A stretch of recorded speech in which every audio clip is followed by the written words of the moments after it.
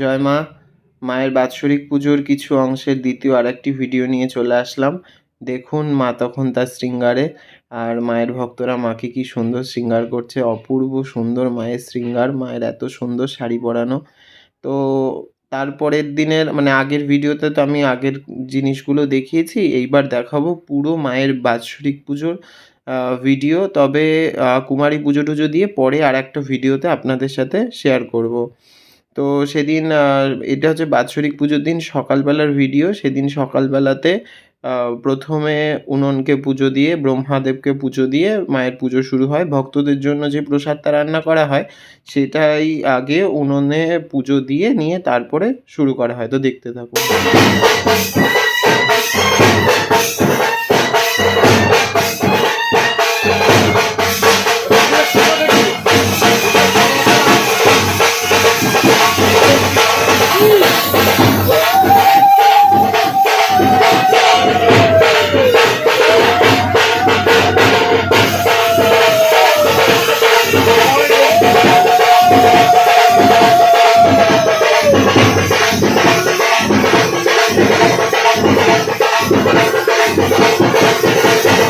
উনুন পুজো দেওয়ার পরে আমরা মায়ের কুলো নিয়ে বেরিয়েছিলাম। শীতলা মার বড় মা কালীর কুলো নিয়ে মায়ের আদেশ মতো 13 বাড়িতে কুলো নিয়ে ঘুরতে হয়, ভিক্ষা করতে হয়, কারণ তারা ভিক্ষা অন্ন বড় ভালোবাসে। তা বেশি কথা বলবো না, আপনারা দেখতে থাকুন পুরো ভিডিও।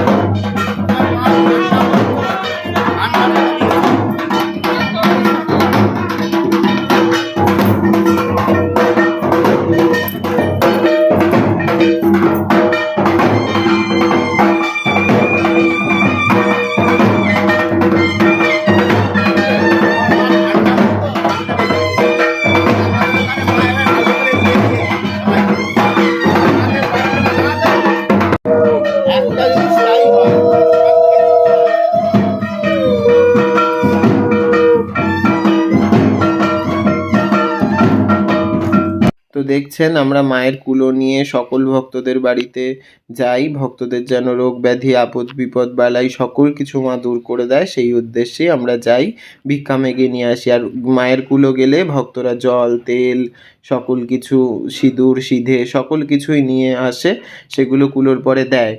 আর সকলেই আমার পা ধুয়ে দেয়, কারণ এটা মনে করি এটা আমার পা ধোয়ানো নয়, যেহেতু আমার হাতের পরে মায়ের কুলো থাকে, তাই আমি মনে করি যে এই পা ধোয়ানো স্বয়ং মায়ের কাছে যায় বা মায়েরই প্রাপ্য। এগুলো আমার প্রাপ্য নয়, কারণ আমি তার দাস, আমি তার দাসের মতো করেই থাকতে চাই। তবু ভক্তরা করে, আমি মনে করি যে মায়ের পা ধোয়ানোই। তো দেখুন এই বাড়িতে মা মনসার মন্দিরে আমরা কুলো বসিয়েছিলাম, কি সুন্দর মা মনসার দর্শন করুন। আর এই বাড়িতেও কুলো নিয়ে গিয়েছিল, এরকম অনেক বাড়িতে কুলো নিয়ে যাওয়া হয়, সব কিছু ভিডিও করা হয়নি। এরপরে আমরা বেরিয়ে পড়েছিলাম মায়ের জল ভরতে যাওয়ার উদ্দেশ্যে। মায়ের গায়ে হলুদ হয়, সেই গায়ে হলুদে জল ভরতে যাওয়ার উদ্দেশ্যে। তো দেখতে থাকুন।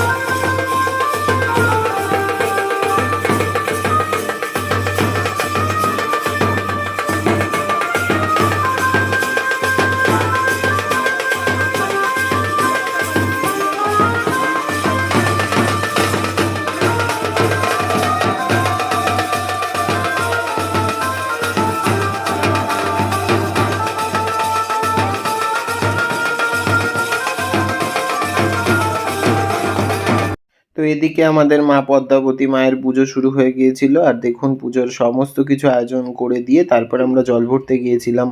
তো এদিকে মা পদ্মাবতীর পূজা শুরু হয়ে গিয়েছে। এখন মায়ের ষোড়শ উপাচার পূজা চলছিল, তার জন্যই মাকে ষোড়শ উপাচারের যে মালা ঠালা হয় সেগুলোই পরানো চলছিল। তো এরপরে পদ্মাবতী মায়ের যে পদ্মা পুরাণ মনসামঙ্গল হয় কবিবর বিজয় গুপ্তের, সেই মনসামঙ্গল আমরা পাঠ করেছিলাম।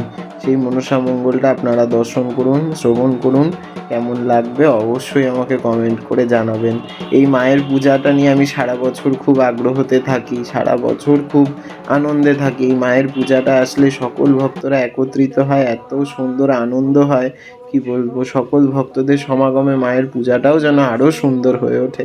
আর সকলের অক্লান্ত পরিশ্রমেই তো মায়ের এত সুন্দর করে মায়ের পূজা। সকলে আমার পাশে থাকে সত্যি কথা বলতে। তো দেখুন পদ্মা পুরাণ পড়া।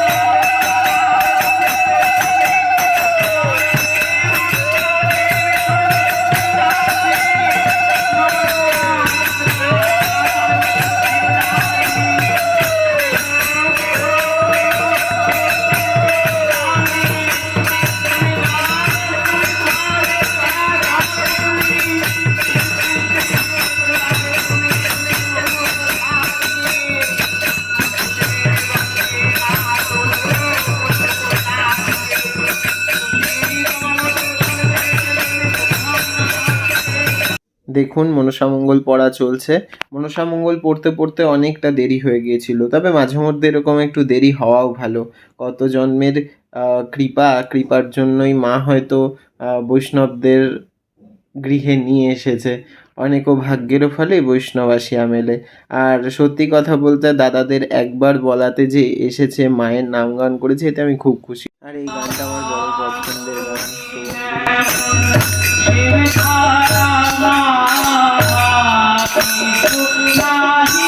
এবার আমাদের ছোট মায়ের সন্ধ্যারতি শুরু হয়ে গিয়েছিল। সন্ধ্যারতির ভিডিওটা আমি সম্পূর্ণ আর করতে পারিনি, তো দর্শন করুন।